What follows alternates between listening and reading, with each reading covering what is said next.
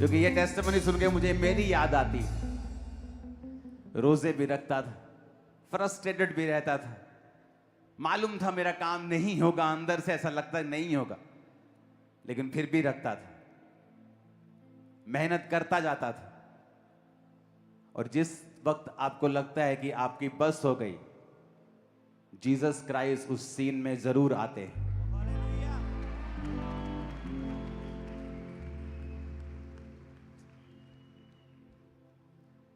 आपको जब बोला जाता है ना चर्च में आइए करो, उसके पीछे एक लंबी परमेश्वर की योजना होती है। क्योंकि मैं तो कर चुका हूं अपने काम, मैं हीलिंग ले चुका हूं, मेरा कोई पर्सनल मसला नहीं है। लेकिन जब परमेश्वर का आत्मा मुझसे कहता है कि ये इनको बोल, इनको करना है, आपको करना है, क्योंकि वो मेरे लिए नहीं है, वो आपके लिए है, वो परमेश्वर के लिए है। अपने हाथों को उठाओ। खुदा बाप, आज बहुत से बेआस तेरे स्पर्श को लेके जाए, जहां मेडिकल साइंस काम नहीं की खुदावन, जहां डॉक्टर्स के हाथ खड़े, लोगों के खड़े, वहां तेरे हाथ कभी खड़े नहीं होते। अपने लोगों को छू और आज बड़ी टेस्टिमनीज के साथ इन्हें लेके आ। इन जीसस नेम, आमीन। ऊंचा ये आशीष हमारी है चर्च, आमीन। ऊंचा ये आशीष हमारी है चर्च।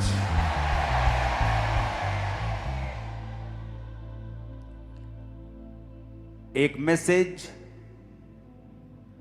जो मैं आपको देना चाहता हूं,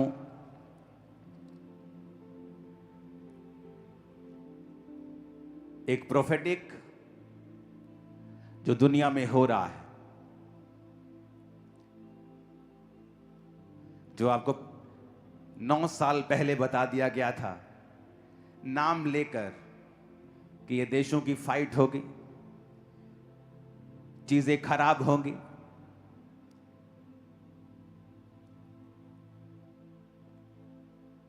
और बहुत से लोगों का जोर लगा है कि ईरान के पास परमाणु बम ना हो, लेकिन फ्यूचर में जो मैं जानता हूं, प्रभु ने मुझे दिखाया है, वो उसको हासिल कर लेंगे। और ये डेंजरस होगा। मैंने आपको बताया था दिन अंधेरे हैं, आने वाले समयों में अंधेरा और बढ़ेगा। अभी तो एक छोटा सा युद्ध हुआ है जो पहले से आपको क्लियरली बताया गया था, और सब तरफ महंगाई है। भारत इतना इफेक्ट नहीं दिख रहा जितना इफेक्ट दूसरे देशों में दिख रहा है। वर्क फ्रॉम होम शुरू हो चुके हैं, डीजल के रेट दुगने हो चुके हैं। जब डीजल का रेट बढ़ता है तो खाने की सप्लाई से लेके हर चीज का रेट बढ़ता है।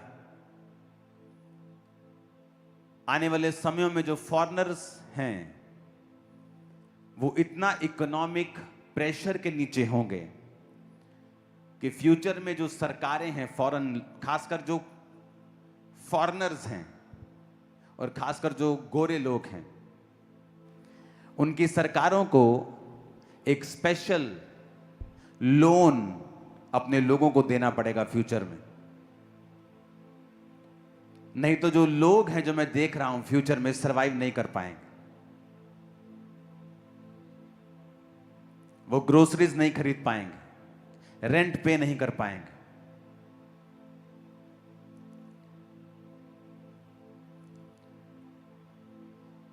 दूसरे देशों पर भी असर होगा,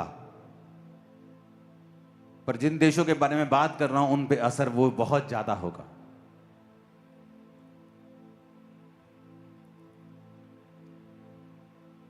पुराने समय में अकाल पड़ते थे,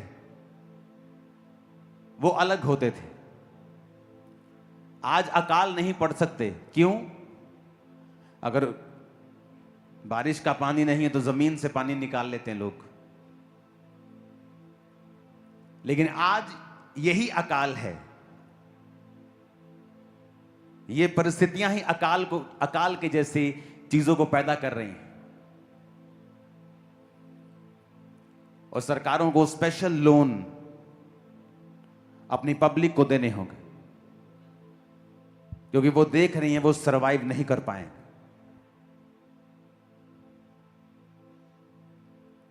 चाहे आप ऑस्ट्रेलियन कॉन्टिनेंट की बात कर लो, अमेरिकन कॉन्टिनेंट की बात कर लो, आप देखोगे किस तरह से लोग दुखी होंगे। जब एलिया के समय में अकाल पड़ा तो वचन कहता है वो विधवा के पास भेजा गया और उसने कहा, तेरे पास जो एक मुट्ठी आटा है, एक कुप्पी तेल है, इसका खाना मुझे खिला। और वचन कहता है जब उसने खिलाया, ना तो उसका तेल खत्म हुआ ना मैदा खत्म हुआ। अब जो मैं आपसे कह रहा हूं, फ्यूचर में अगर आप चाहते हो कि आप सरवाइव कर पाओ, आपके बच्चे, आपका फाइनेंस, बिजनेस सरवाइव कर पाए, अपने बोने को उतना बढ़ाओ जितना आज तक आपने कभी बढ़ाया ना हो। मैं ये पर्सनल अप्लाई कर रहा हूं अपने बैंक अकाउंट के साथ और गिविंग के साथ, क्योंकि और कोई इसका हल नहीं है। जितने घर, जितने जेब, फाइनेंसेस गॉस्पेल के साथ जुड़े हुए होंगे, उन पर इन मंदियों का कोई असर नहीं होगा। मैं आपको बता रहा हूं, और उन पर कोई असर नहीं होगा।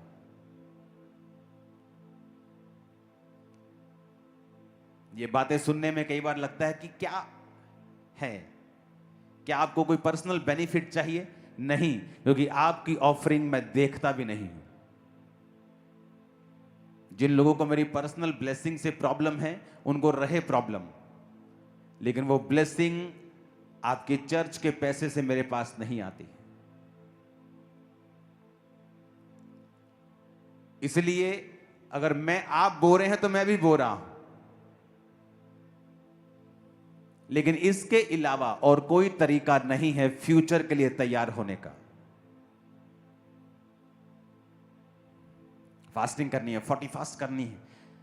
बहुत दुखी हूं मैं 40 फास्ट भी कर रही हूं, मैं प्रेयर भी कर रही हूं। ऑपरेशन करवा के देख लिया सालों पहले, 5 साल पहले ये करवा के देख लिया, दवाइयां खा ली, 90 इंजेक्शन लगे, लेकिन इंस्ट्रक्शन सेवा कर। क्योंकि जो परमेश्वर की इंस्ट्रक्शन होती है वो बड़ी डिफरेंट होती है। अलीशा कहता है जा 7 डुबकियां मार ले।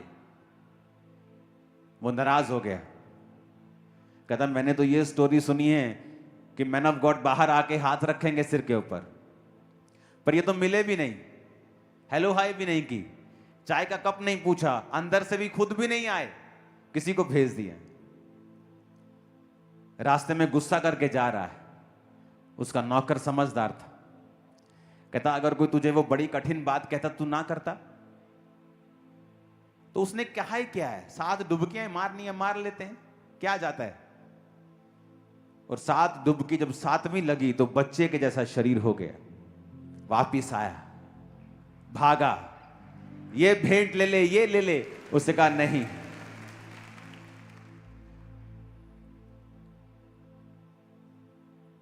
क्योंकि इंस्ट्रक्शन जो होती हैं आपको पहले मिल जाती है।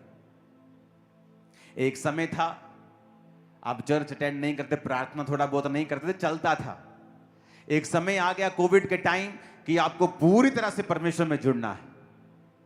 अब फ्यूचर में वो समय है कि जो फैमिलीज टाइदिंग में नहीं हैं, बोने में नहीं हैं, सेवा में नहीं हैं, उनको सो मेनी ट्रबल्स का सामना करना पड़ेगा, क्योंकि आने वाला माहौल मुश्किल है। हार्ड है, वेरी हार्ड। और अभी पहले हम कछुए की चाल से उस हार्डनेस की तरफ जा रहे थे, और अब हमारी चाल थोड़ी तेज हो गई। लोग जल्दी दुखी हो जाएंगे। अब पहले वो धीरे धीरे जा रहा था वो माहौल, लेकिन अब जल्दी जल्दी हो जाएगा, क्योंकि वो समय जल्दी जल्दी अब आना शुरू हो जाएगा। और जो सेवक जो सेवा में होंगे, जो टाइट दे रहे हैं, प्रार्थना कर रहे हैं, पवित्रताई में हैं, पर वो देखेंगे कि इतने बुरे माहौल के बावजूद भी परमेश्वर आपको निकाल रहा है, रास्ते साफ कर रहा है। आप दूसरों की तरह सफर नहीं कर रहे हैं, क्योंकि बाद में पछताना, जबकि पहले ही आपको तैयार कर दिया गया है कि ऐसा आपके साथ और इस दुनिया के साथ होगा। और मैं आपको कई चीजें बताता हूं, कई चीजें प्रार्थना के साथ चेंज हो जाती हैं।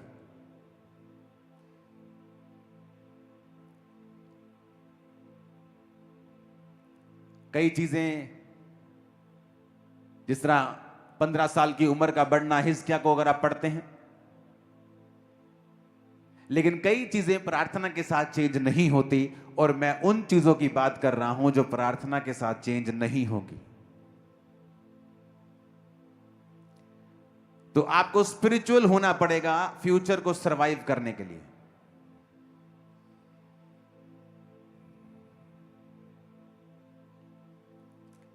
फूड बहुत बड़ी प्रॉब्लम होगी, तो उस फ्यूचर को सरवाइव करने के लिए अपनी लाइफ को इकट्ठा करें, अपनी स्पिरिचुअल लाइफ को सही करें, क्योंकि दुनिया बहुत तेजी के साथ जा रही है। अब ये फास्ट है। अब ऐसे चीजें बदल जाएंगी, सेकंड्स, मिनट्स, सडनली एक घटना होगी और उसके बाद तो पूरी तरह से बदल जाएंगी। और वो घटना न्यूक्लियर बम के साथ जुड़ी हुई। प्रार्थनाओं में रहना है। सब बोलो आमीन। आज के वचन के लिए अपने हाथों को उठाओ और एक वचन की लिस्ट को मैं कहता हूं आप पढ़ें और आप उसे नोट करें, और उन सभी वचनों को आप घर जाकर पढ़ेंगे। उन वचनों को हम पढ़ेंगे और उनकी लिस्ट को हम नोट करेंगे। निर्गमन अध्याय 29, 38 से लेकर 42 आयत तक, गिनती की पुस्तक 28 बाब 3 से 8 तक, इब्रानियों की पुस्तक 10 बाब उसका 10 आयत, निर्गमन 12 अध्याय 1 से 14 तक, लूका 22 की 15, निर्गमन 12 की 46, यूहन्ना 19 की 36, उत्पत्ति 22 अध्याय 1 से 14 तक, उत्पत्ति 22 अध्याय उसकी 2 आयत, मत्ती 3 अध्याय उसकी 17वां आयत, यूहन्ना उसका 6वां अध्याय 55 से 56 आयत तक, मत्ती उसका 5वां अध्याय 17 आयत, लूका 22 की 15, यूहन्ना 10 की 18 और यशाया 53 अध्याय 4 से 7 और 10 आयत तक। एक बार फिर से बोल दो ताकि सब नोट कर लें। निर्गमन 29 उसका 38 से 42 तक, गिनती उसकी 28 से 3 से 8 तक, इब्रानियों उसका 10 अध्याय 10वीं आयत, निर्गमन 12 अध्याय 1 से 14 तक, लूका 22 अध्याय उसकी 15वीं आयत, निर्गमन 12 अध्याय 46 आयत, यूहन्ना 19 की 36, उत्पत्ति 22 1 से 14 तक, उत्पत्ति 22 उसका 2 आयत, मत्ती 3 अध्याय उसकी 17 आयत, यूहन्ना 6वां अध्याय 55 से 56 आयत तक, मत्ती 5 और उसकी 17 आयत, लूका 22 की 15, यूहन्ना 10 की 18 और यशाया 53 4 से 7 और 10 आयत तक। सब कहो आमीन।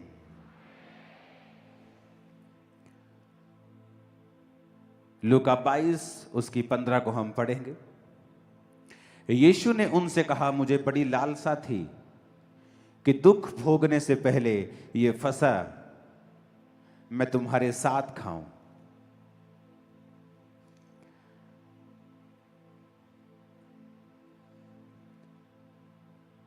निर्गमन 29 उसकी 38 से 42 आयत को हम पढ़ेंगे।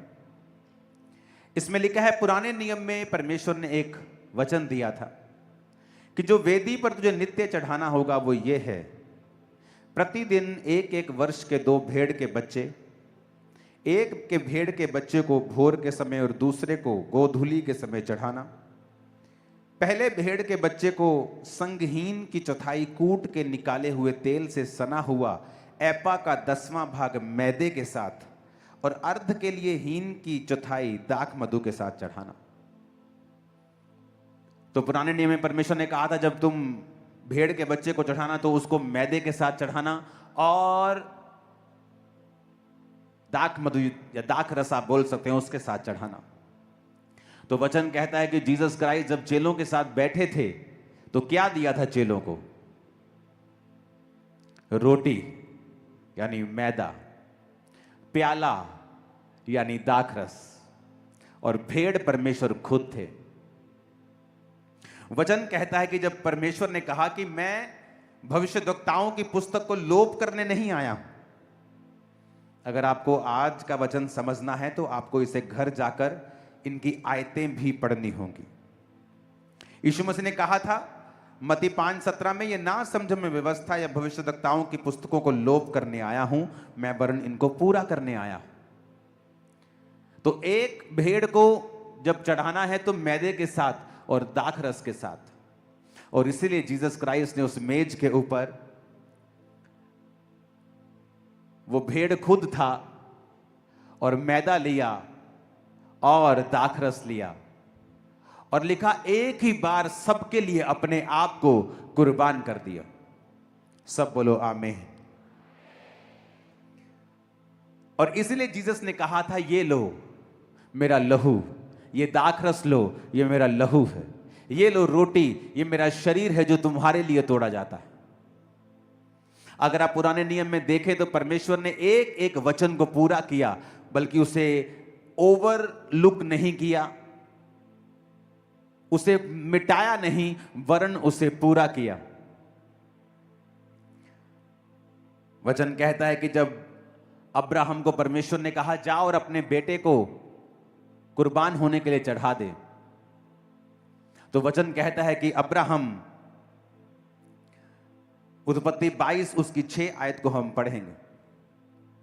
लिखा, अब्राहम ने होम बलि की लकड़ी ले अपने पुत्र इसहाक पर लाद दी। आप देखेंगे ना अगर बाइबल, आपकी आंखें खुल जाएंगी कि आदम और हवा से परमेश्वर यीशु मसीह की कुर्बानी का जिक्र करता आया है।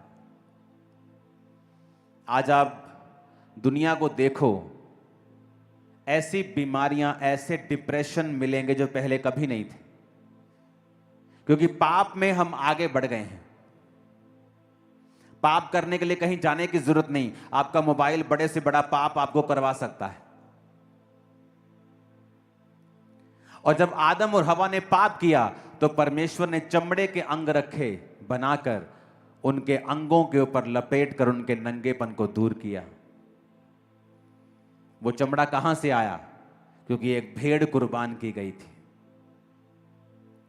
यहां पर उसने कहा, अब्राहम अपने बेटे को मेरे लिए कुर्बान कर, जिससे तू बहुत प्यार करता है। और लिखा कि अब्राहम ने होम बलि की लकड़ी अपने पुत्र इसहाक पर लाद दी।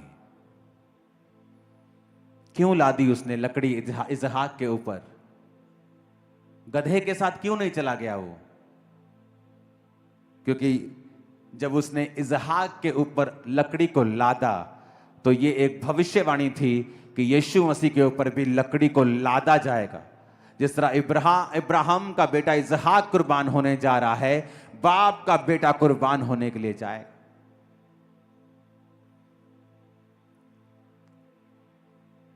तो इसहाक के ऊपर लकड़ी इसलिए लाद दी गई थी क्योंकि वो एक सिंबॉलिक क्रॉस था, जो परमेश्वर बता रहा था कि मेरा बेटा तुम लोगों के लिए उठाएगा।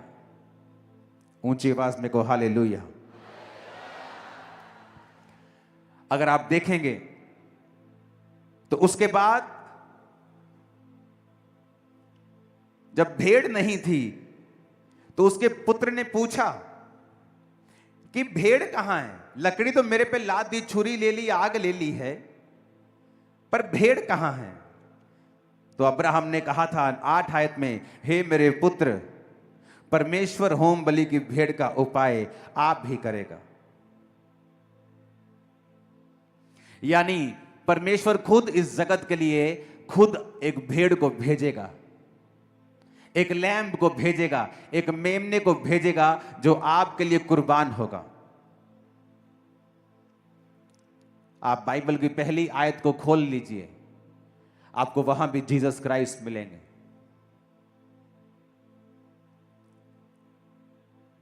जहां पर गॉड का जिक्र है वो प्लूरल फॉर्म में है, यानी वहां सिर्फ यहोवा परमेश्वर ही नहीं, वहां प्रभु यीशु भी थे और पवित्र आत्मा भी थी। जब परमेश्वर ने कहा उजाला हो जाए, तो जीसस क्राइस्ट वो वर्ड थे जिसके कारण वो उजाला हुआ। और यूहन्ना में लिखा गया है कि वचन के बिना कुछ भी पैदा नहीं हुआ। और जब आदम बनाया, फिर जीसस क्राइस्ट अपीयर हुए और उनको कुर्बान किया गया, और उस भेड़ के कपड़े आदम और हवा को पहना दिए गए। अब्राहम के समय में परमेश्वर ने कहा इसको कुर्बान कर, जिससे तू प्यार करता है। जिस तरह बाप अपने परमेश्वर से, अपने परमेश्वर के जो अपने पुत्र से, यीशु मसीह से प्यार करता है। और लिखा जब वो कुर्बान करने के लिए जा रहा था तो इसहाक पर लकड़ी को लाद दिया, जिस तरह पिता ने जीसस क्राइस्ट के ऊपर क्रॉस को लादा। और जब गए तो भेड़ नहीं थी। जब वो उसको कुर्बान करने लगा तो आवाज आई, अब्राहम, अब मैं जान गया हूं कि तुम मुझसे प्यार करता है। मैं देख रहा था कि या तो अपने एक लौते को चढ़ाएगा, क्योंकि मैं इस जगत से प्यार करता हूं, और क्योंकि मैं अपने एक लौते को पूरे जगत के लिए चढ़ा दूंगा। और वचन कहता है जब उसने रोका तो उसने देखा दूर। अब्राहम ने आंखें उठाई और क्या देखा? सीधा हम 13 आयत को पढ़ेंगे।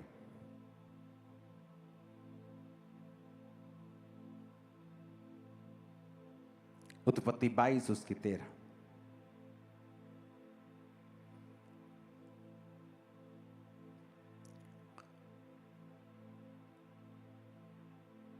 तब अब्राहम ने आंखें उठाई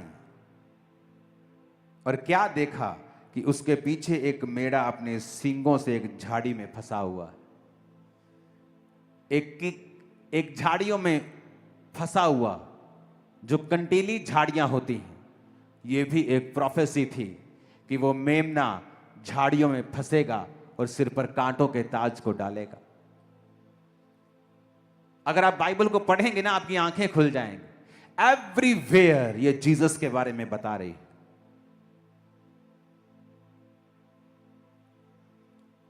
उन झाड़ियों के अंदर उसके सींग फंसे थे। अब सिंपल झाड़ियां, जो प्लेन झाड़ियां होती है, उसमें कोई फंसता नहीं है, लेकिन वो कांटेदार कंटीली झाड़ियां जिसमें फंसा हुआ था। जिस तरह जीसस के सिर के ऊपर जब आप देखते हो कांटों का ताज डाला गया था। ऊंची आवाज में को हालेलुया।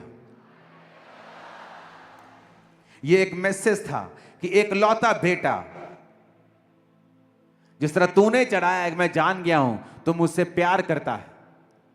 मैं भी अपने एक लौते को दुनिया के लिए चढ़ाऊंगा और ये लोग जान जाएंगे मैं उनसे प्यार करता हूं। आज कैसे मिरेकल्स हो रहे हैं? क्यों हो रहे हैं? क्योंकि मैंने प्रेयर की? नहीं, क्योंकि यीशु मसीह ने कोड़े खाए हैं,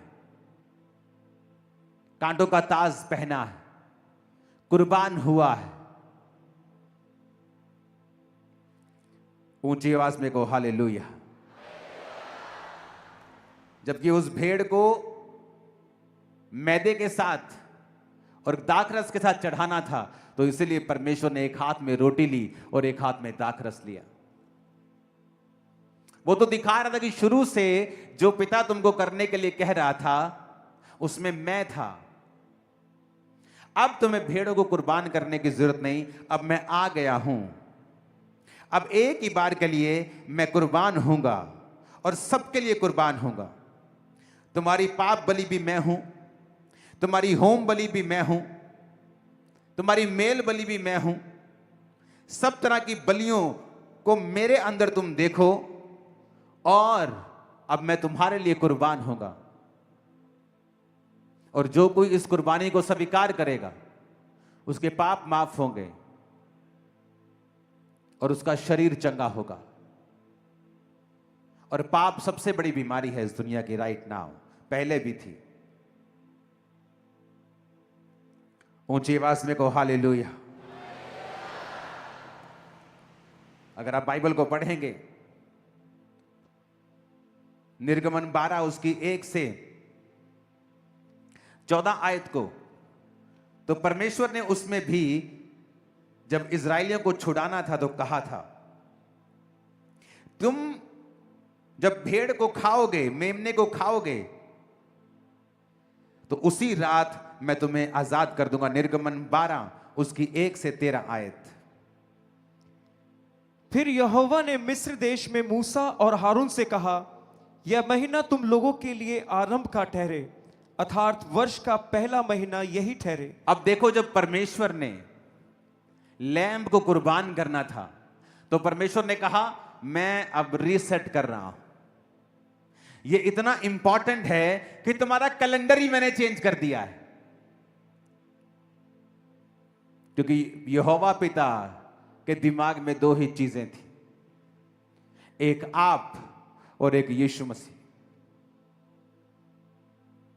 और वो सब कुछ करता आया आपके इर्द गिर्द और यीशु मसीह के साथ।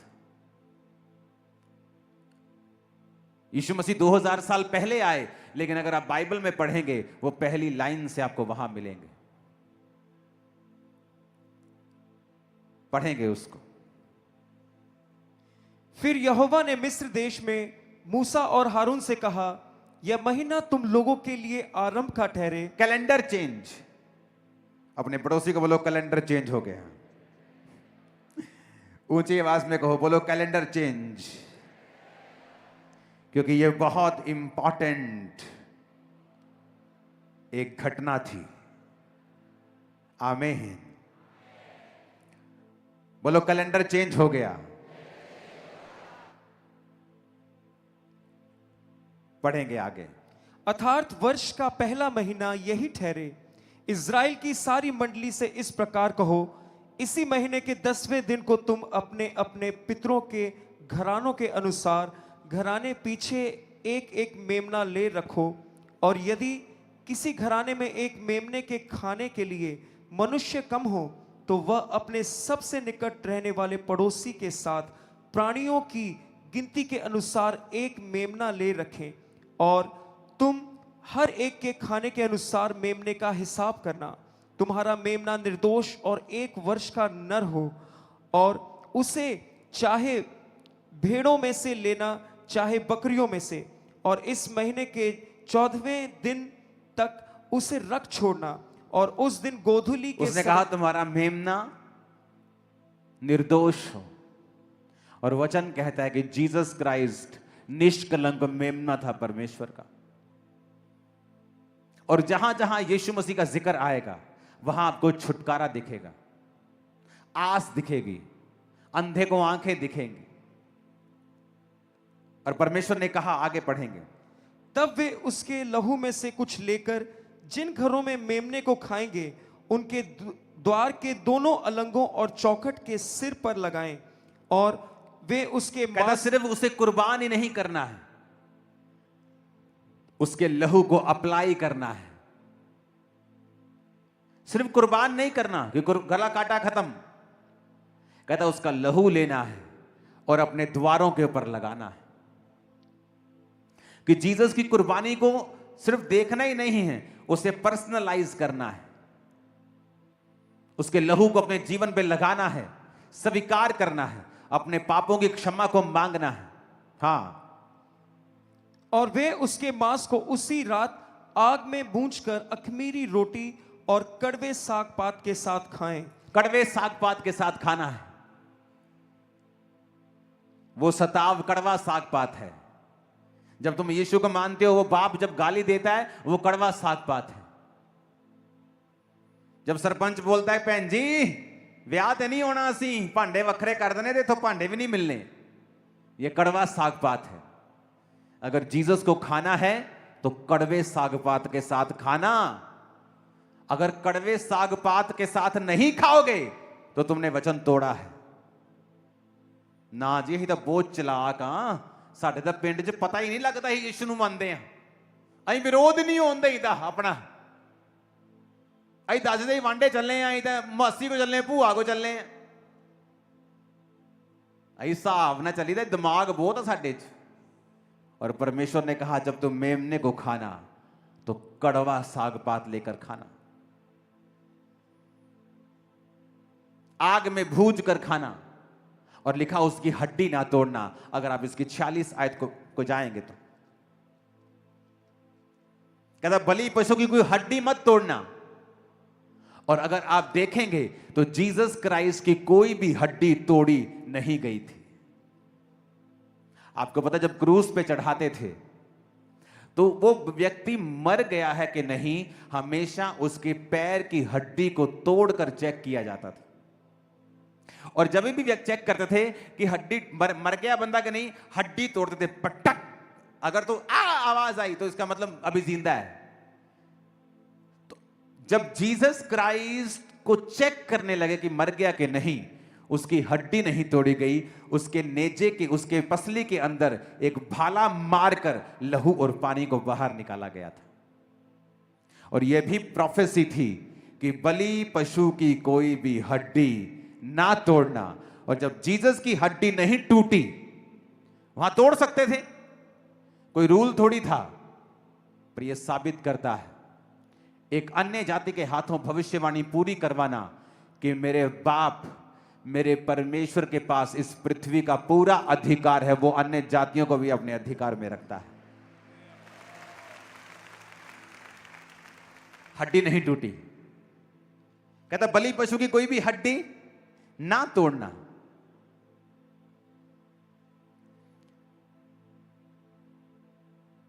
और कहता इसे पूरे घराने के लोग इसे बलिदान करें और सब मिलके इसे खाएं। ऊंची आवाज में कहो हालेलुया। फिर से निर्गमन 1 से 14 के बीच में पढ़ेंगे जहां से रुका था। उसको सिर, पैर और अंतड़ियों समेत आग में भूंजकर खाना, कच्चा या जल में कुछ भी पकाकर न खाना, और उसमें से कुछ भी सवेरे तक न रहने देना, और यदि कुछ सवेरे तक रह भी जाए तो उसे आग में जला देना। और उसके खाने की यह विधि है, कमर बांधे, पांव में जूती पहने और हाथ में लाठी लिए हुए उसे फुर्ती से खाना, वह तो यहोवा का पर्व होगा। आमीन। कमर बांधे, क्योंकि जहां जीसस क्राइस्ट को आप इज्जत देंगे, उसके वचन को पूरा करेंगे, परमेश्वर कहता वो रात तुम्हारे छुटकारे की रात होगी। कड़वा साग पात भूलना मत, जो यीशु के लिए सहना है उसे सहो, क्योंकि छुटकारा उसी के बाद आता है। वो जो शर्मिंदगी थी ना राजे की, वो शर्मिंदगी से आजादी उसी के बाद आती है। वो बीमारी की शर्मिंदगी हो, गरीबी की हो शराबों की हो। कहता जब तू जीसस को खाएगा कड़वे साग पात के साथ। क्यों कहेगा परमेश्वर कड़वे साग पात के साथ खाना है? क्योंकि बाइबल में लिखा अगर तुम धर्मी जीवन व्यतीत करना चाहते हो तो सताए जाओगे। लोग तुम्हें बुरा कहेंगे, तुम्हारा नाम काट देंगे। धन्य हो तुम कि स्वर्ग में तुम्हारे लिए एक बड़ा प्रतिफल है। ऊंची आवाज में कहो आमीन। आप देख लो, जीसस ने तो मैसेज दिया है शुरू से लेके एंड तक।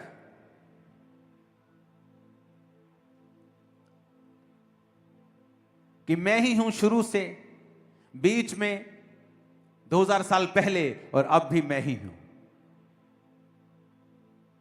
आप प्रभु भोज को लेंगे, कमर बांधे, सच्चाई से अपनी कमर कसनी। आगे, क्योंकि उस रात को मैं मिस्र देश के बीच कमर में बांधे को फिर से पढ़ेंगे। उसे खाने की यह विधि है, कमर बांधे, पांव में जूती पहने और मेल की तैयारी के, गॉस्पल के जूते। आगे, और हाथ में लाठी लिए हुए उसे फुर्ती से खाना। वचन को हाथ में रखना है और फुर्ती से खाना है, जूतियां पहन के खाना है। परमेश्वर आपको आपका लाइफस्टाइल दे रहा है कि क्या करना है आप लोगों ने और कैसे आप अपनी लाइफ में छुटकारे को ले सकते हैं। जीसस ने आपके लिए क्या किया है। आज प्रभु भोज आप लेंगे मेरे साथ कि प्रभु तूने कहा था जो मुझे खाएगा, यूहन्ना 6 उसकी 55 और 56 आयत, क्योंकि मेरा मांस वास्तव में खाने की वस्तु और मेरा लहू वास्तव में पीने की वस्तु। जो मेरा मांस खाता और लहू पीता वो मुझ में स्थिर बना रहता है और मैं उसमें। ऊंची आवाज में कहो आमीन। आपको समझ आ रहा है जो मैंने आपको समझाया है? आज बहुत लंबा वचन थे, कि शुरू से लेकर एंड तक मेमने को चढ़ाना तो मैदा लेके आना और दाखरस लेके आना, और जीसस भी एंड में दाखरस और मैदे के साथ, और मेमना वो खुद है। कड़वे साग पात के साथ खाना, सताव सहना, दुख सहना, मेहनत करना, फास्टिंग करना, प्रार्थना करना।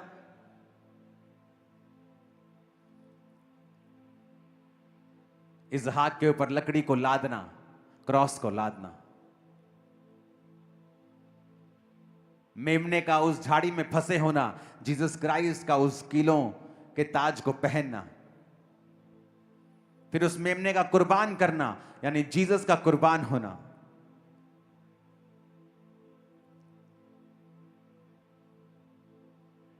खुदावंद आपके संग हो और आपके परिवार के संग हो। अपने पड़ोसी को बोलो, जब मेमने को खाना, कड़वे साग पात के साथ खाना। क्रिश्चियनिटी में दुखों को उठाना, इसे आसान मत बनाना। आमीन। वो आपको विक्ट्रीज देगा, जय जय देगा, आशीषित करेगा, लेकिन इसका मतलब यह नहीं कि वो कड़वा साग पात आपकी लाइफ से निकाल दिया जाएगा। वो सबको खाना है। अगर आप क्रिश्चियन हैं रियल वाले तो आपको खाना है। शुरू से लेके अब तक पूरी बाइबल जीसस क्राइस्ट और उसकी कुर्बानी के बारे में ही बताती आई है।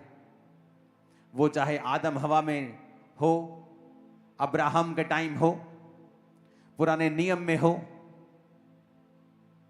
वो यीशु मसीह के बारे में ही बताती आई।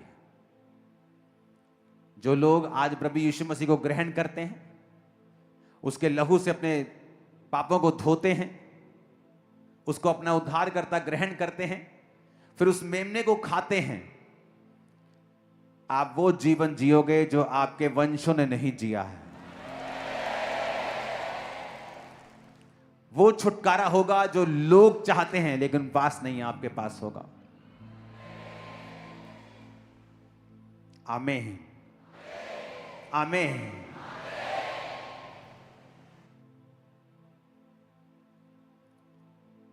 आज जो लोग पहली बार आए हैं वो अपने हाथ उठाएंगे और बाकी भी हमारे साथ प्रार्थना करेंगे। जो फर्स्ट टाइम आए अपने हाथों को उठाएंगे और कहेंगे, हे प्रभु यीशु, मैं पापी हूं, मुझे माफ करें, अपने लहू से मुझे धोएं और मुझे अपनी संतान होने का अधिकार दें। मैं विश्वास करता हूं आप मेरे लिए मारे गए, गाड़े गए और तीसरे दिन मुर्दों में से जी उठे। मेरे जीवन में आए, मुझे अपनी संतान होने का अधिकार दें। यीशु के नाम में स्वागत है यीशु मसीह के परिवार में आप सब लोगों का। प्रार्थना आमीन होने के बाद आप लोग आगे आएंगे जो पहली बार आए हैं, क्योंकि ये वो संस्था नहीं जो धर्म बदलती है। यहां जीवन बदला जाता है। यहां प्रभु यीशु मसीह हमारा सिर है और हम उसके शरीर के अलग अलग अंग हैं। तो ये परिवार है, ये देह है। यीशु मसीह के देह में, उसके परिवार में, जहां का प्रेसिडेंट, जहां का प्रधान प्रभु यीशु है। मैं आप सबका स्वागत करता हूं। जो लोग प्रभु को अपना जीवन दे चुके हैं वो आगे आएंगे, प्रार्थना करेंगे एंड में, और एक एक छोटा छोटा गिफ्ट आपको दिया जाएगा। प्रार्थना पत्र, कैसे प्रार्थना करनी है गाइड करेगी टीम आपको। अपने हाथों को उठाओ और सब जन खड़े हो जाओ।